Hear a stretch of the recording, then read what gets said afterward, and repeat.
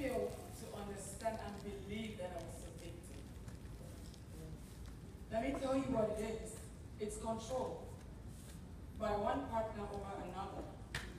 If you go online, you'll read a whole bunch of stories about domestic abuse.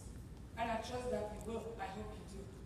But it's one thing, control, which will be used to make you miserable, to kill you, to render your kids motherless. I was in a situation, and prior to that I thought, oh, domestic violence is only physical. So I have to see some bruises, I have to see a scar, and no, it's not. It's sexual abuse, it's financial abuse, there's religious abuse, there's emotional abuse, and then there's physical. Emotional is the worst. You don't see the scars. The people die internally. I suffered all the forms, except religious, because I'm a secular, you can take that from me. Amen. In going through what I went through, I realized that our culture encourages abuse. Yes. Because like you listen to me, I wasn't worried about dying. I was worried about my mother, what she would think, what people would think of her, what my family would think. And I almost lost my life. Let me ask you this. As women, when you wake up in the morning, what's the first thing you do? Let me see if you really do the same things. No, besides praying, what do? You wake up in the morning because of the mirror. True or false? Because you want to make sure you're beautiful. The first thing you do, you have to look at your face, confirm that, okay, I'm still Lizzy, I like them, I still look cute. Today when I go to the mirror, the first thing I do, I look at it, I don't really want to look at it, because there's a scar right here. It reminds me of the things to be through. But again, I'm happy because it taught me how to do makeup. At least now I know mine. My friends know I never used to make up. But you have to cover those things up. And I'm not covering up for anybody. I'm talking. I want you to join me in talking. I'm standing here because I have 3 things I want you to understand. To me, they're important because they helped me. But first of all, I want you to know that cigarettes can be victims of abuse, and they are victims of abuse. I am a cigarette. I'm a professional. I'm a mother. I'm somebody's sister. I was a victim of abuse for several years.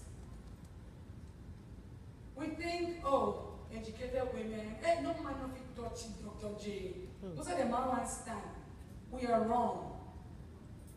Because Dr. J knows how to mask it more than Mami and Jema who fries up puff.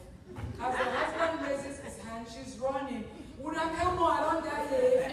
Don't feel me. Yes. Dr. J thinks about Professor, what are my students going to think? What will my community think? I give talks every day. How can they see that I have problems? How can they believe that my husband abuses me? But Dr. J is suffering abuse. A lot of secretaries go through that. And I'm saying secretaries because this is where I can set my message. I talk to other non-secretaries. But today I want you to understand that successful women, powerful women, are victims of abuse. Like more. The next thing I want you to know is that some have lost their lives in the course of it. They didn't have a chance to speak up. They didn't know better. They covered up until they died. If you go online, there's a story of Terry Abanda. Not very sure if she's a secret or a sister went to secret. She died from abuse. Her corpse stayed in the mortuary for 16 months because her abuser was trying to bury her, and the family would not let that happen. How How did she die? He punched her in the head. I have my classmate, very powerful.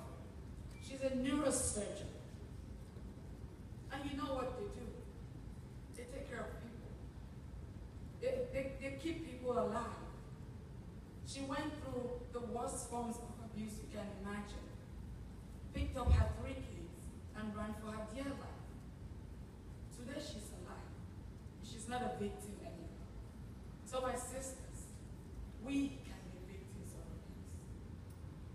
The next point I want you to really pay attention to is that if you are a victim, or you know somebody who is a victim, find the right support system. I understand our community. We know how to judge. We judge everybody else except ourselves. And I understand why people don't talk, because they fear that judgment. I get judged all the time. I'm used to it. I have my own, my own reputation, which is unique. And I love it, because it just shaped me to be who I am today. A strong lady.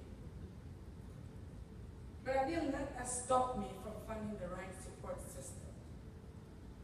I heard others who said, that is the honor too much, but that boy show it better. If he say you waiting. When I hear that, then I know that's not the way to go. I heard others who said, I have a friend. She sits right in front of me. She doesn't even know.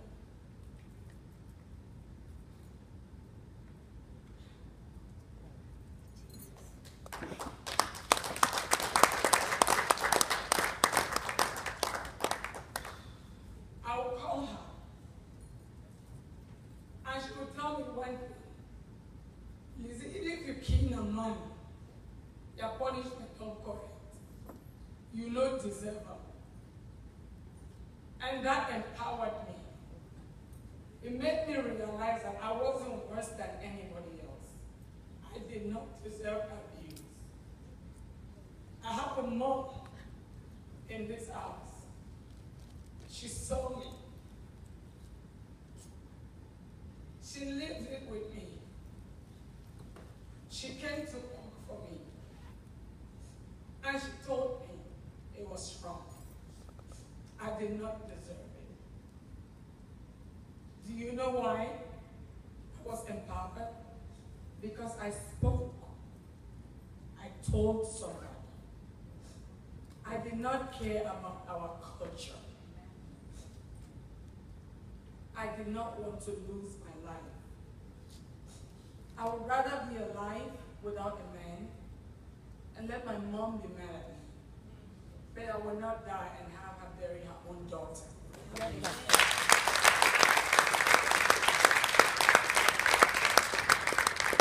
So I spoke, and I have been speaking, and I will not stop. Yes, sir.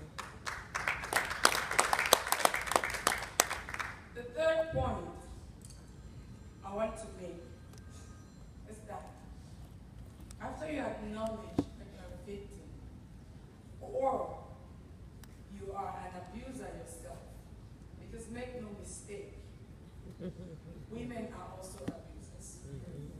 And you could be one of them. If you're a victim, you seek help. If you're an abuser, you have a problem, seek help. But after you acknowledge that, you have the right support system. If you don't have an exit plan, if you're a victim, then it's a waste of your time. It's not a place you want to be in. It's a place you want to get out of. And most often than not, women or victims are not lucky enough to get out. Because this is the thing, it's control. Your abuser wants to control you. So he will never let you leave. Even if it means they have to kill you. My daughter's teacher is paralyzed today.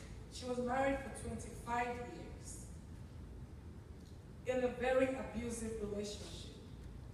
The day she made up her mind to leave, she told her husband, I'm leaving you.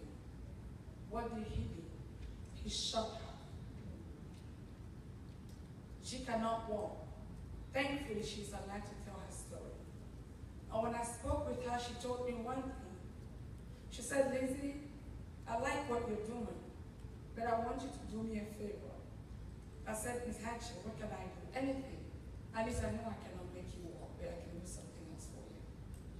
She said, I want you to tell the people you talk to that it's very important to have an exit plan. You just don't walk up. You just don't get up and walk away. You find a way to get out. You act like you're in Hitler's Nazi camp, where you know it's life or death, and you have to get out safe. So my sisters, I want you to look within you. If you're a victim, I could stand here all day and talk. I could share my story with you and make you cry. But if you don't share yours, you will not get the help that